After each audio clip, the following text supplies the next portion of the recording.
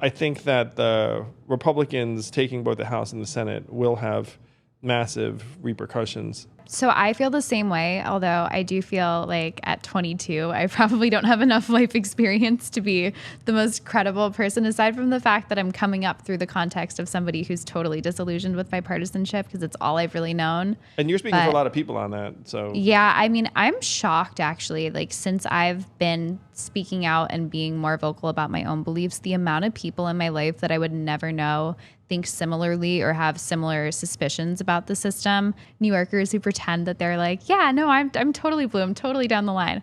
Like, no, everyone secretly has their doubts and has a lot more kind of forward party energy than I think people realize.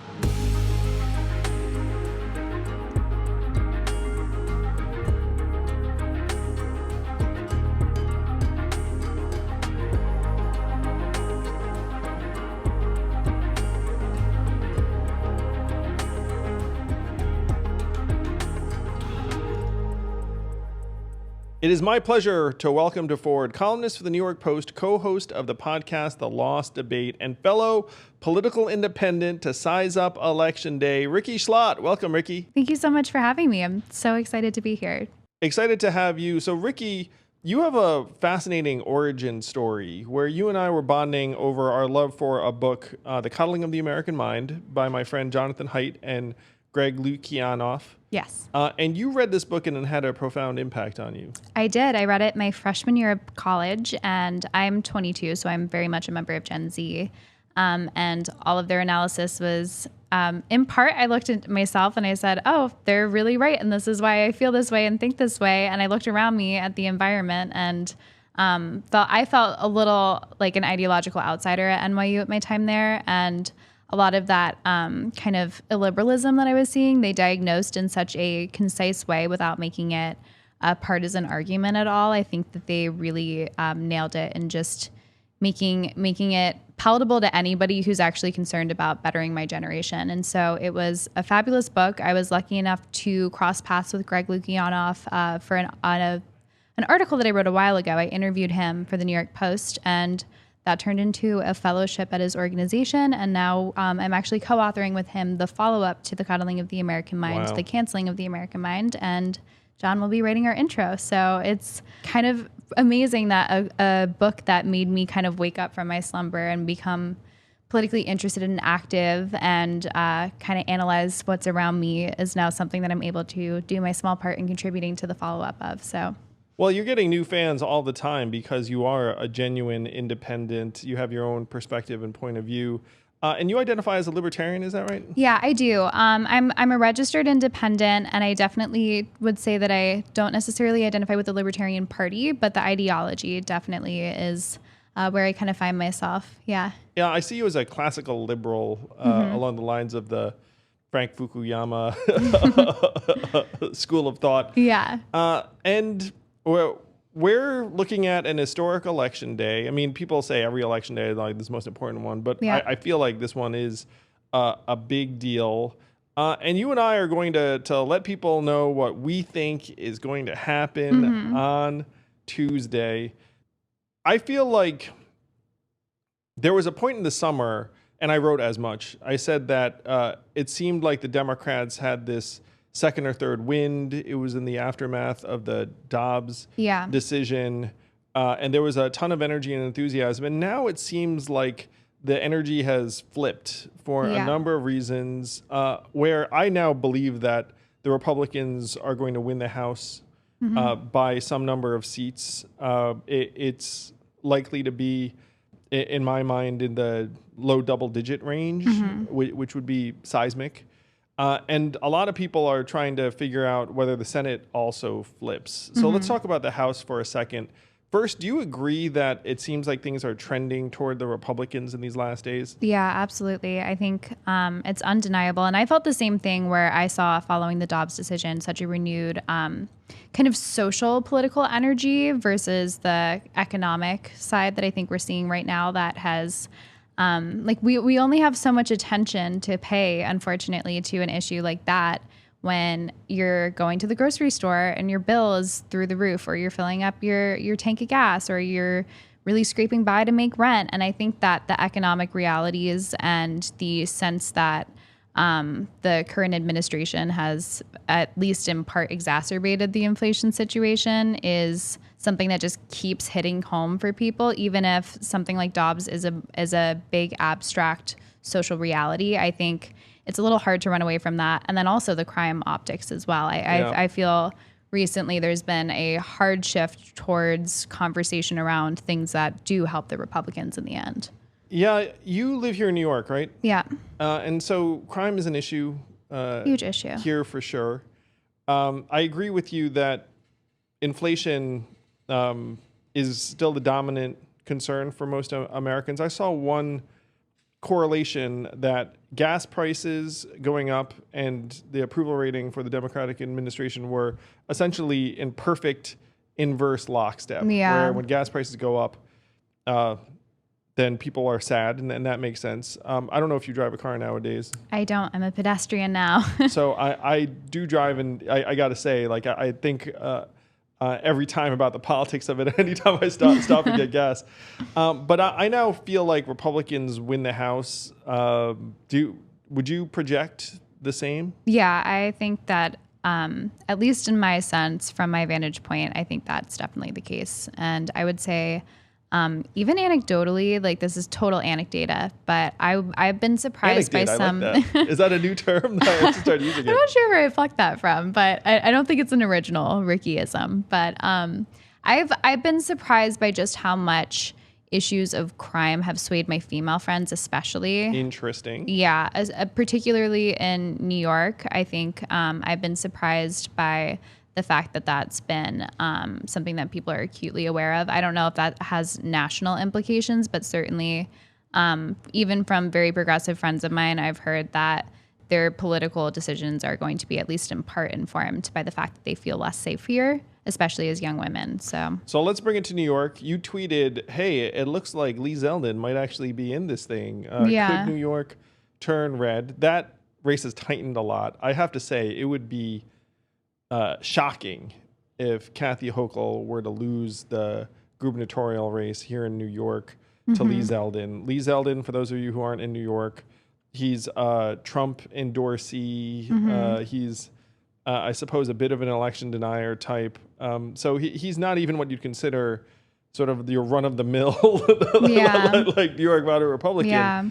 But he now is climbing quickly in the polls with crime as a signature issue. Yeah, I mean, they were, there was a New York Post cover recently, which, I mean, I think he had just scraped past her in one poll, which might not be representative of it by and large. But I think the fact that he's gotten as far as he has, even though to a lot of people, other aspects of his platform aren't palatable, goes to show how acute the crime situation is being felt here. Yeah, I talked to a traditional Democrat who said the same thing that some of your girlfriends are saying. He said that he's now a one-issue voter and it's crime, and it's because someone was shot on his block. And he said when that happens, then at that point, nothing else matters. And he's been disappointed by the Democratic response to public safety concerns because there seems like there's something ideologically holding them back, where in his case, and he doesn't live in New York, so I think this is going to be a national issue, that what his local officials were saying was tying it to bigger issues like poverty, which may or may not be wrong, but it's not what you want to hear when you're concerned about someone being shot on your block. So I think Kathy Hochul still pulls it out. Yeah. I mean, the Democratic registration advantage in New York is, I think it's nearly 2-1. But I think it's going to be a nail biter. What do you think? Yeah, I mean, I would say I probably agree with you, even though I think I take heart in the fact that there's actually a competitive race in the first place. I'm not a huge fan of either option, but I think on the crime front, it's good to see that there is a referendum on the status quo here. I mean, there have just been like egregious cases like Alvin Bragg's office not going after the or arresting the bodega guy who was clearly in self-defense, who ended up having his wounds get infected in Rikers. I don't know if you followed that story, but like the optics of like an ideological response to crime like you're talking about, I think having a strong referendum on that is a healthy thing, even if it means that that Hochul does still win. I think that it just puts a fire under some people's butts right now to make a change. And I think it's very, very necessary from personal experience living here, for sure.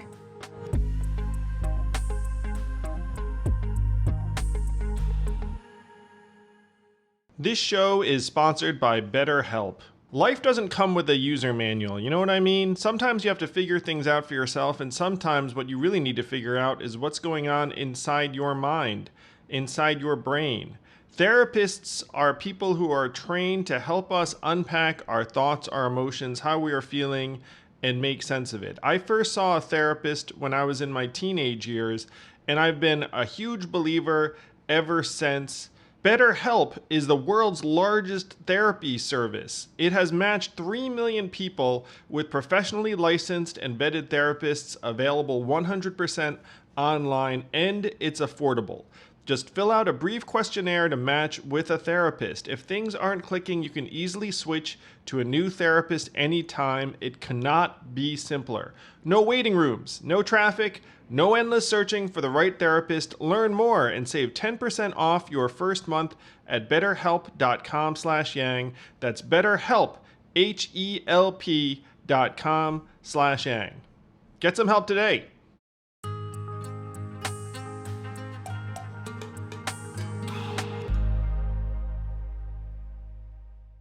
I think that there's definitely going to be a wake-up call. I predict there's going to be a Republican upset somewhere in the country, where a race that you would not expect. Yeah. I was just seeing today that in Washington State, a state that Biden won by 15 to 20 points or something like that, they actually are putting money in.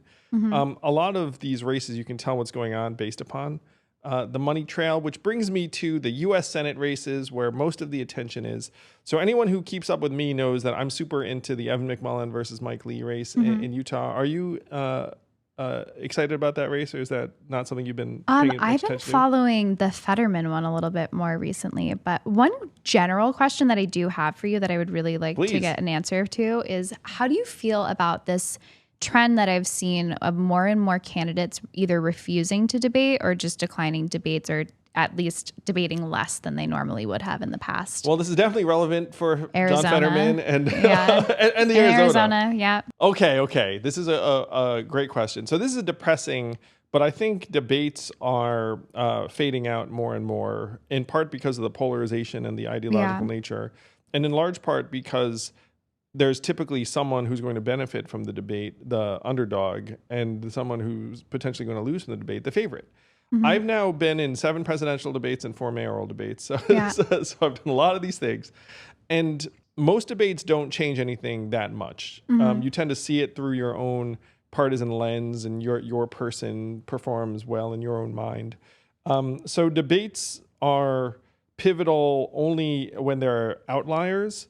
But I think we may have just seen one of those outliers in the John Fetterman, Dr. Oz debate. And my feeling after that debate was they should not have let him debate. Yeah. And do you feel that that means that makes someone unfit for office?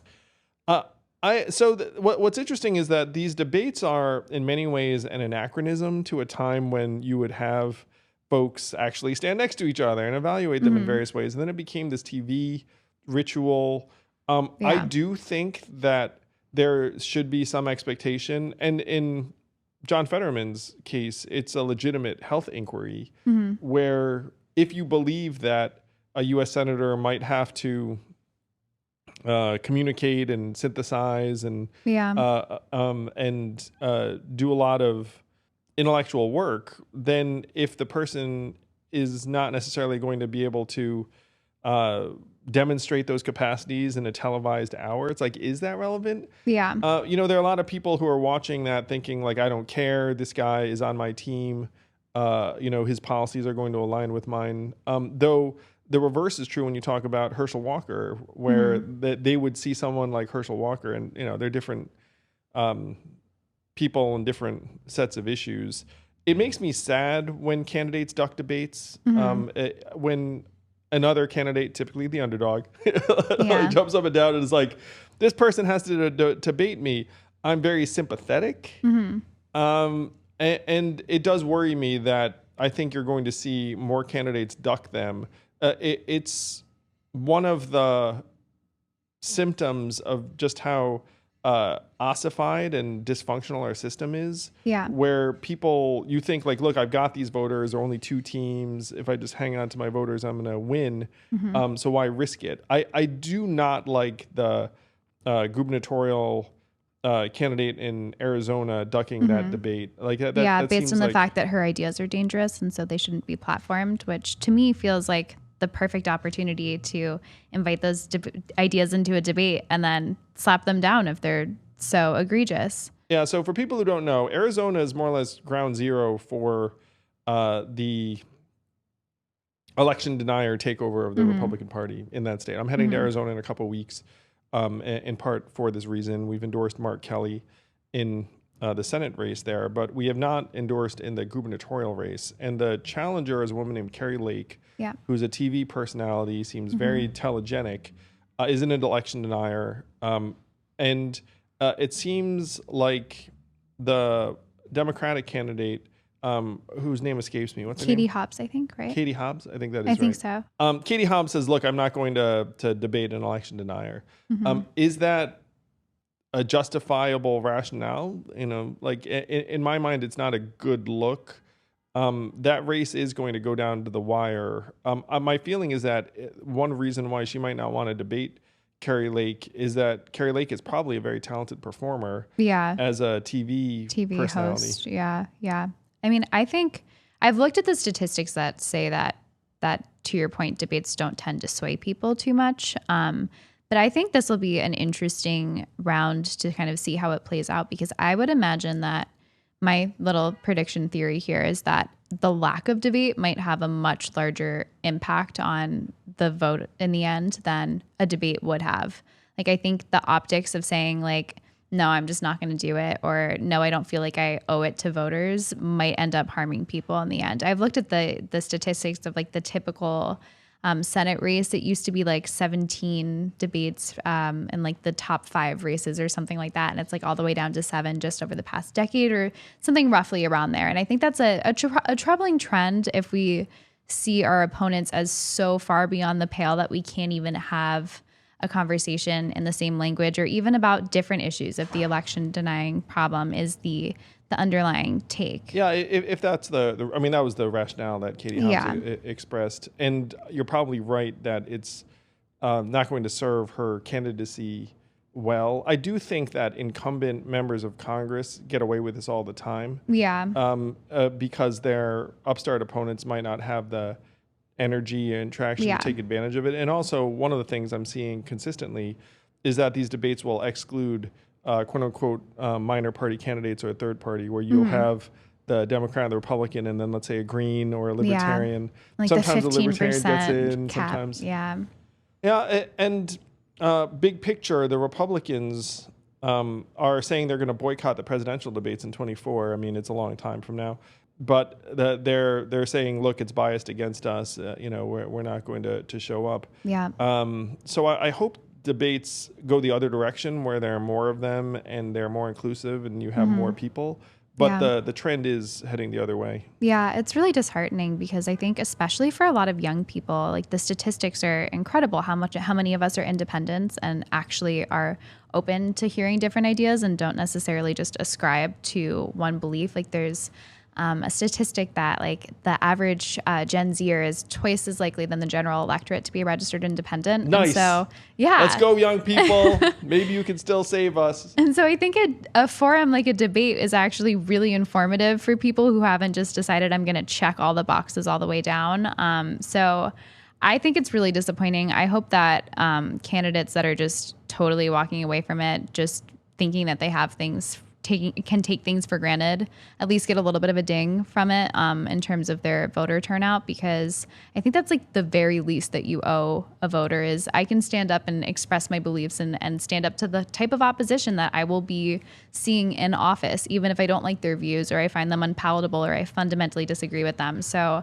I found it to be disappointing, but I think there's more and more independent voters that want to be won over in a debate. I mean, even my dad is 85, which I was a very late addition to the family. And he, after I guess since 1955, he registered as a Republican. And he just told me the other day, oh, I re-registered as an independent. Oh, like, good job. Wow. So I think there's a whole swath of people who want to hear different ideas actually play out. Yeah, anyone who follows me and Forward knows that I think the answer is more democracy, not less. And you're seeing it diminish before our eyes in various ways.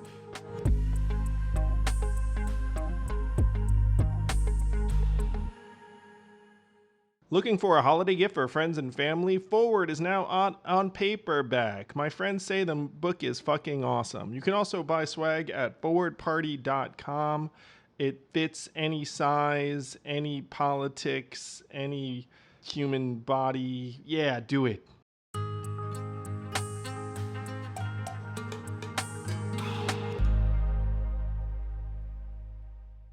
So back to this Fetterman-Oz race. Yeah. I thought that John Fetterman was going to win that race until recently, and now I think Oz is going to squeak it out. And yeah, I agree. And so if Dr. Oz wins Pennsylvania, then the odds of the Republicans winning the Senate shoot up because that was the Democrats' best chance at adding a seat.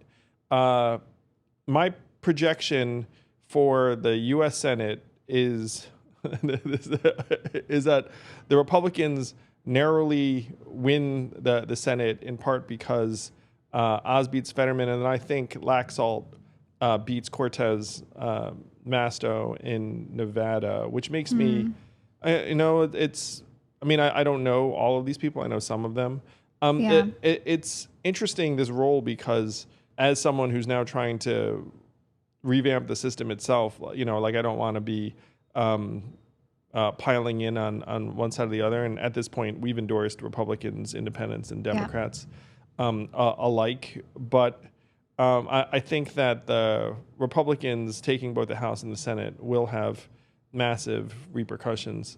Yeah, so I feel the same way, although I do feel like at 22, I probably don't have enough life experience to be the most credible person, aside from the fact that I'm coming up through the context of somebody who's totally disillusioned with bipartisanship because it's all I've really known. And you're speaking for a lot of people on that, so. Yeah, I mean, I'm shocked, actually, like, since I've been speaking out and being more vocal about my own beliefs, the amount of people in my life that I would never know think similarly or have similar suspicions about the system, that like I'm the human repository for all the like New Yorkers who pretend that they're like, yeah, no, I'm totally blue, I'm totally down the line. Like, no, everyone secretly has their doubts and has a lot more kind of forward party energy than I think people realize. Yeah, I love it. And you're activating a lot of that energy too. It takes someone who's independent and principled and intellectually courageous, like yourself, because I know, like, it's not easy to raise your hand and say, hey guys, like, I'm not sure this stuff is. Well, shockingly, it's been pretty well received by and large, but I would say in my limited realm of expertise here, that I feel the same way, that I think that there will be both the House and Senate going red. I'm there too. My big prediction that might change things somewhat is I think Evan McMullin pulls it out in Utah. And so I was just in Utah campaigning for Evan. Are you into this race? I haven't been specifically, no. Oh, right. So I have to get excited about it, because to me it's like the most important Senate race in the country. So check it out. Evan McMullin goes to the Middle East and is a CIA operative for 11 years after 9/11, so 2001 to 2012. Comes back, goes to business school, and then is stunned by the rise of Trump in 2016, says this is uncool. And so he runs as essentially a Republican protest candidate in 2016 and gets 21% of the vote in Utah, where he's from. He's a Mormon. And his now opponent, Mike Lee, voted for Evan McMullin in 2016 because at the time he wasn't that into Trump. Yeah. Fast forward 6 years, Evan McMullin's running for Senate, and the Democrats of Utah decided not to run a candidate. Because they knew that if they ran a candidate, they would lose to Mike Lee in a state that Trump won by 21 points. Mike Lee was just going to coast. So they get out of the way. Evan McMullin now is polling neck and neck with Mike Lee. And if he wins, he's saying that he will not caucus with either party. So he'd be a genuine independent U.S. senator who might actually be the difference maker between one party or another being able to pass everything or needing his vote, because he could be the Manchin on the other side. Got it. And plus, he's a great guy. He's a principal leader. He actually co-founded one of the organizations that merged with the Forward Party this summer. So his people and Forward have like a ton of overlap. So this could be a demonstration of the fact that an independent can build a coalition of Democrats, independents, and Republicans to defeat, in this case, Mike Lee is also a Trump endorsed, Ted Cruz endorsed, like that type of character, in a state that's reliably red. What do you think? Yeah, I mean, so actually my funny little piece of context that I have here is, I don't know if you've seen what Tucker Carlson has to say about him. Oh yeah, he called it. He basically like the classic like spoiler effect argument, or he's secretly a Democrat in an independent sheep's clothing, which to me I was like totally unconvinced by. I'm like, okay, like somebody doesn't fit cleanly and is therefore threatening to a duopoly candidate, and so why I love him. Therefore, why I love pull him so down. Yeah, I think he was Tucker had photoshopped his face on a McMuffin, and that was the kind of best burn he could come up with. But I'd be really interested to see if that happens. I mean, I think that there needs to be more Manchin type characters in politics, because not necessarily his own personal viewpoints, but the idea that there could be someone who's actually holding out if some enormous package doesn't actually serve their constituents should be something that happens more and more in our politics. It's frightening to me to see like Manchin become the darling of the right and Liz Cheney become the darling of the left just because they're somebody who's standing on a different area of just like one issue, and then all of a sudden they're loved by the other party. Like, why don't we just have more nuanced, interesting, different people? Well, you know, one of the funny things that happened after I left the Democratic Party is that I got requests to be on Fox every day for weeks afterwards, because anything that kind of beats up one side, they're like, oh, come here. And then I was like, that's not why I'm doing this. I'm trying to change the system. And so I frankly declined, virtually all of those requests because we're trying to build something new and exciting here that provides a home for folks who are genuinely not spoken for on either side. One of the things that people don't realize, to the extent that they perhaps should, is that the 2024 Senate landscape is very, very dramatically tilted for Republicans and against Democrats. So right now, that this election is the Democrats have a legitimate chance to hold. One thing we haven't talked about is the Georgia race, and I what I think is going to happen in Georgia is that, and that one's Reverend Warnock versus Herschel Walker. Yeah. I think it goes to a runoff because there's a libertarian who's getting 4% of the vote there, and you need 50% to win outright. So believe it or not, everyone, and some of you remember this from 2 years ago, I think that the politicos of the world are going to descend on Georgia for another month, because the runoff would take place on December 6th, I believe, 4 weeks after. So if you can imagine, after all of this energy in election day, everyone's going to run to Georgia and be like, hey guys, it's Warnock one-on-one versus Walker. Yeah. That would be fascinating to see. Yeah. That race is, I think Warnock pulls it off when it's just the two of them. I think the entire thing is very close, but I think it goes to a runoff. Yeah, I mean, Herschel Walker has just been like one terrible headline after the next for his race. And I mean, even just more broadly, the rise of the kind of celebrity candidate to me I just don't totally love. Even Dr. Oz is also like, what is going on? I feel like just a decade ago, it would be unimaginable to have so many of these like kind of pop culture-y figures. I mean, to dream that Donald Trump would have been our president would have been unimaginable. That's like a Simpsons episode. Yeah, quite literally. I think we're living in one now. But one of the things I think sometimes, Rikki, is like, what would be the most effed up plot line, and be like, that's probably what happens. Yeah, probably. And then also in Georgia, one thing that I found interesting that I haven't really heard a succinct argument for is that Stacey Abrams seems to be struggling in the Black community, specifically with Black men, which I think surprised a lot of people in terms of polling numbers.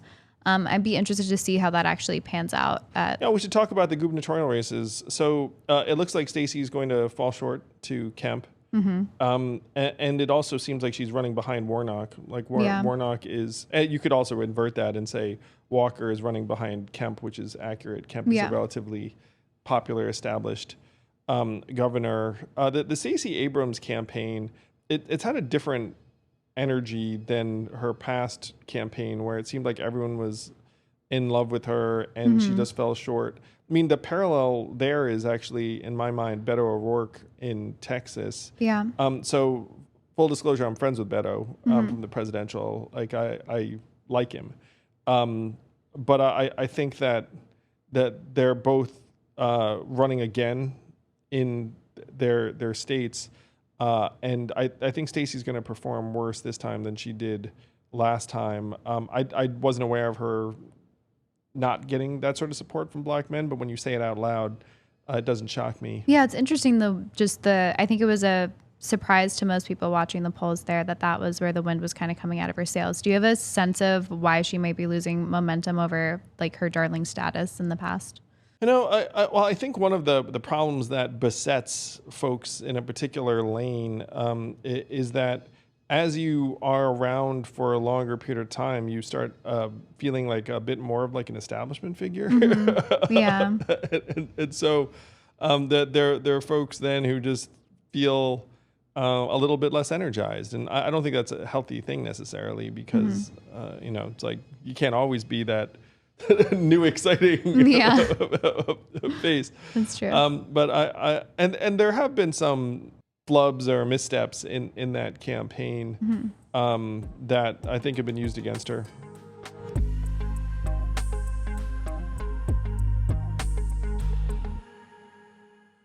In the past, I've told you about how important it is to protect your data and your privacy online, and how ExpressVPN is a great tool I recommend to allow you to do just that. But that's not all that ExpressVPN can do. A fun feature is that you can access a whole bunch of movies and TV shows that are available only in other countries, which means there's a whole lot more for you to watch than you might be getting right now.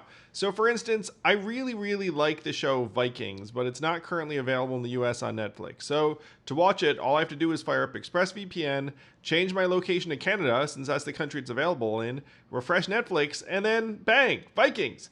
You can choose from almost 100 different countries, and it's not just limited to Netflix. Same goes for Hulu, YouTube, to name a few. And as always, it works like a charm. There's no lag because it's ExpressVPN.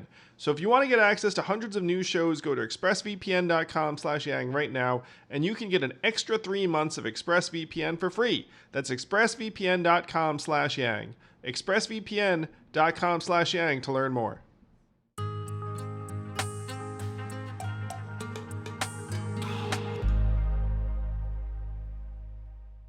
So in terms of races around the country, are there any specific forward endorsed people that you're keeping an eye on? Well, you'll be happy to know that if someone wants to know about all the forward endorsements, you can go to forwardparty.com and also take a look at last week's episode where like all we did is talk forward.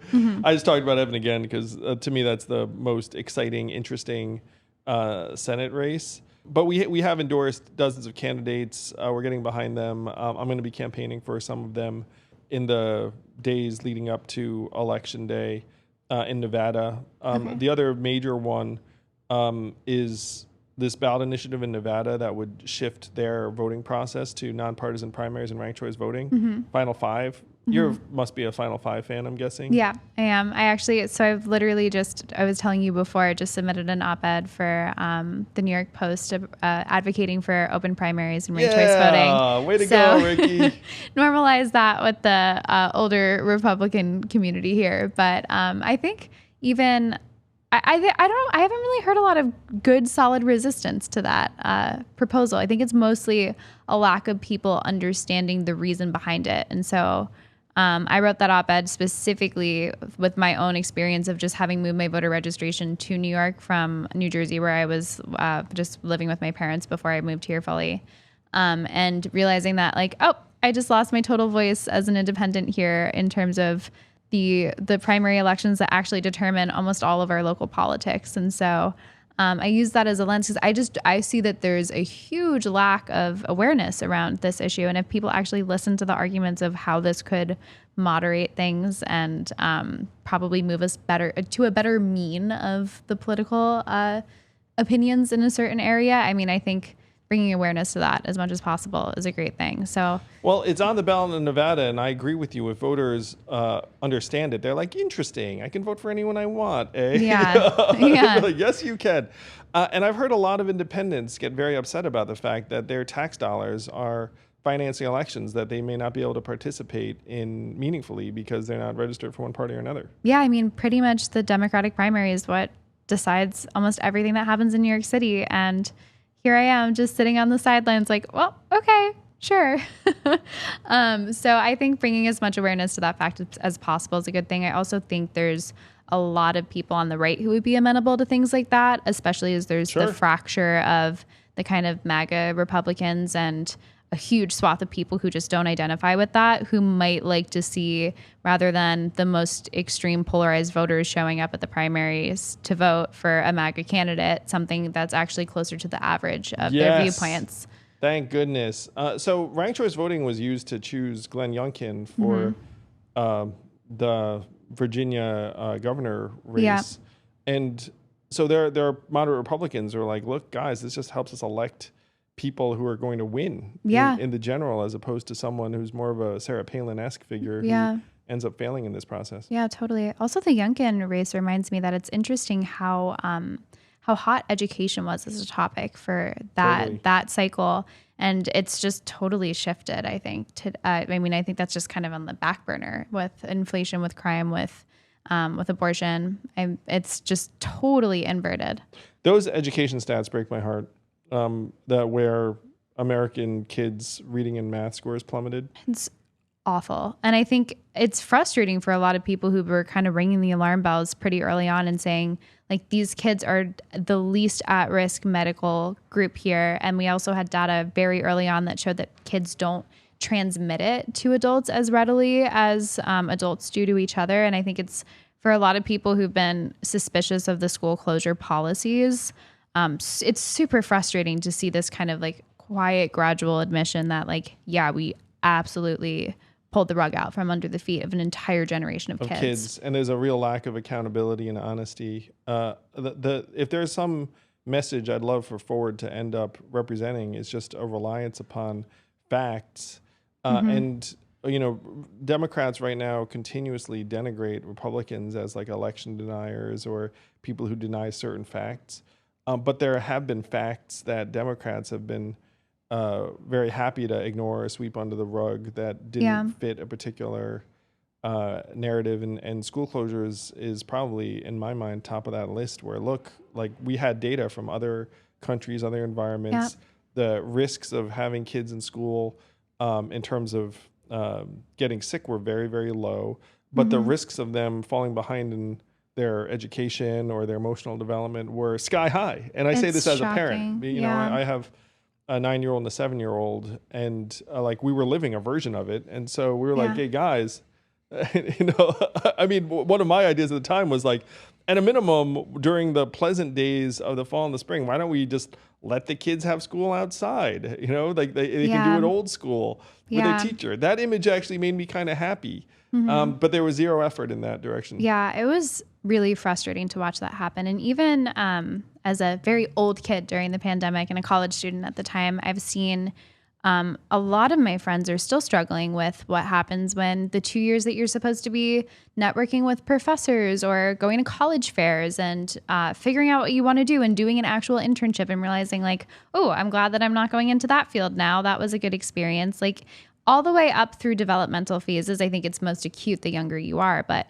like, for an entire generation of people, where they're going to have lifelong impacts from this. And I think it's staggering even to have seen the fact that there were private schools open while public schools across the street were closed was just such an injustice. I think it'll exacerbate going down forward, like into the future. It'll exacerbate inequalities in a way that I don't even think we can imagine right now in terms of the learning loss and the developmental loss. There were Democrats that raised their hands and say, hey, look, they're going to be disadvantaged kids who suffer the most from this, and just completely ignored. Yeah. I mean, it's really, I think it's shocking. I don't know do you feel that that's having still an effect on this election cycle? I think it is, in the sense that there right now is this pervasive skepticism and mistrust of institutions. Yeah.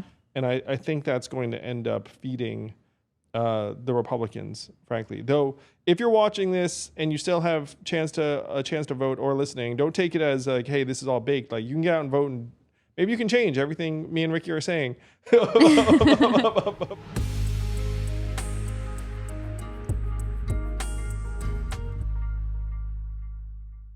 I was touching on this before. So in 2024, there are many, many vulnerable Democratic senators in states that they would be hard pressed to win. And you mentioned one of them earlier, Joe Manchin, Democratic senator in West Virginia. Trump won West Virginia by 28 points. It's a deep red state. Yeah. And he's on the ballot as a Democrat. John Tester in Montana. I think Montana is also deep red. And so that there are several Democratic senators that are going to have a really, really hard time winning in 24. So this Senate race is in many ways Democrats' last chance to hold the Senate for the foreseeable.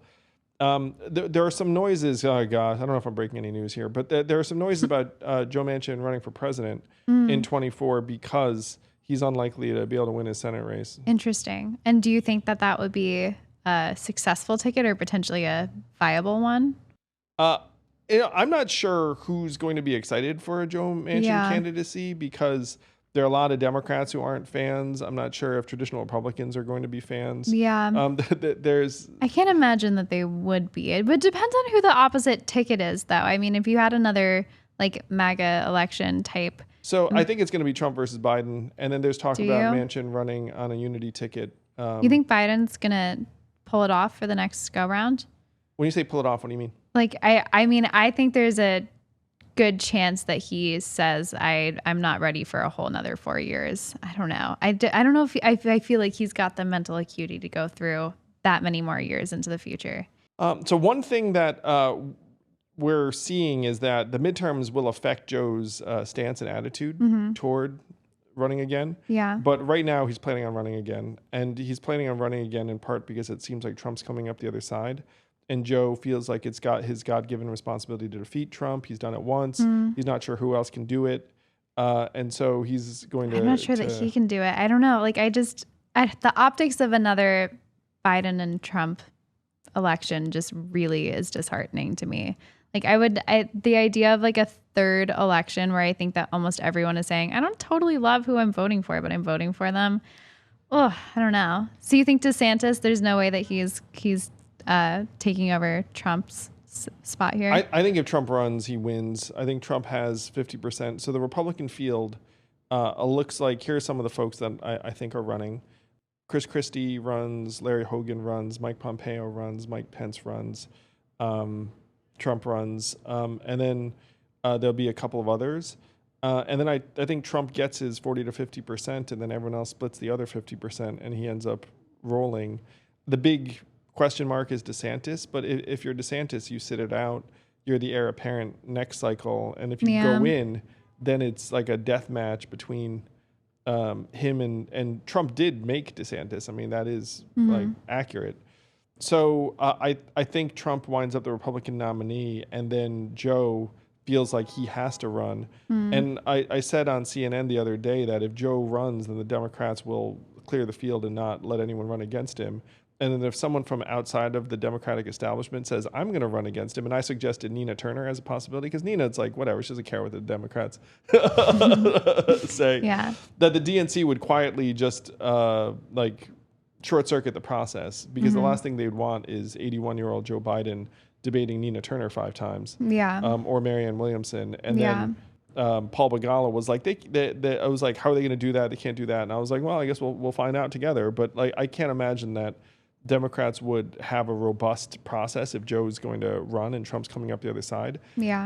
So this is the way I see it shaking out right now, but it could change. If Joe doesn't run, then you're going to see a dog pile of Democratic candidates pile in. And which it sounds like that's what you think is going to happen. That's what I mean. I would just hope for a new dog pile on both sides, but it might be a little idealistic. But I don't know. I can't imagine, especially looking at the approval ratings of younger people with Biden, which like he tanked like 20% with Gen Z in terms of how excited we are about him going into the presidency and where we are now. And I think, I don't know. I think there's like such a lack of youth excitement about Joe. I don't know. I don't know if he can muster people, especially a whole new generation of voters, to be super excited about him. I think it's like a well, it's better than the other option kind of person. But to your point, 58% of Americans would not be excited about either Trump or Biden, which leaves an opening a mile wide. Yeah. For a unity ticket or something along those lines, which is some of what's fueling the thought of a Joe Manchin plus, let's say, Liz Cheney run. Yeah. Like that'd be interesting. Yeah. So my argument is that, look, you need an organic process that ends up including people and feels genuinely grassroots and democratic. Yeah. And then you could get energy around different types of people. Just like a different flavor of establishment is not necessarily what a lot of folks are looking for. Absolutely. But you should know that some of these things are probably coming down the pike from what I'm hearing. Yeah. Yeah. I mean, I've heard the same, but I wouldn't be surprised if something flips between now and then. I'm not sure. He's had so many bad news cycles and headlines and blunders that I don't know what's going to come down between now and 24. But I don't know. But if that means clearing the space for an actual formidable nonpartisan candidate, I'll be excited about that. I'll look forward to seeing it. Well, I do have those conversations. So there you have it about Election Day 2022. Get out and vote. Make your voice heard. If you still have the chance to support candidates under the sun. I'm obviously an Evan McMullin fan. I'm a Final Five voting in Nevada fan. But just find people that are worth supporting. And we'll see if we can't maybe surprise some people in some way. You might even surprise me and Rikki, because you've heard what we think is going to happen. And, maybe we'll end up all putting wrong. Our feet in our mouths right now. or in a way, because it's funny. One of the things I was saying is like, look, there are things I want to happen and things I think will happen. Yeah. So some of the things I've described today, like this is what I think will happen, but I'd be happy to be wrong. Yeah, I'd be happy to be surprised in some places. I think that's what a healthy democracy does is, actually once in a while there's the surprise candidate that no one would ever really expected pull through because that's the will of the voter. And I think there have been too many that have been in the bag. So I'd be happy to be wrong on predictions for sure. So I think we are going to be surprised somewhere in the landscape where an underdog is going to pull out an upset. And I think that underdog is likely to be like a Lee Zeldin type Republican where people are like, you're not going to win in a blue state. And then a lot of voters just quietly filed in and voted I don't know. I wouldn't be totally floored if Zeldin pulls it off, but at this point,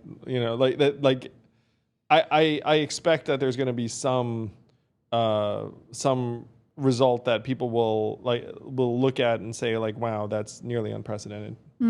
Yeah. Well, we'll recoup and see who it was. Yeah, we'll bring you back. We'll see how we did. But again, make your voice heard. Get out and support candidates. If you want to see the candidates that we're backing at Forward, go to forwardparty.com/endorsements.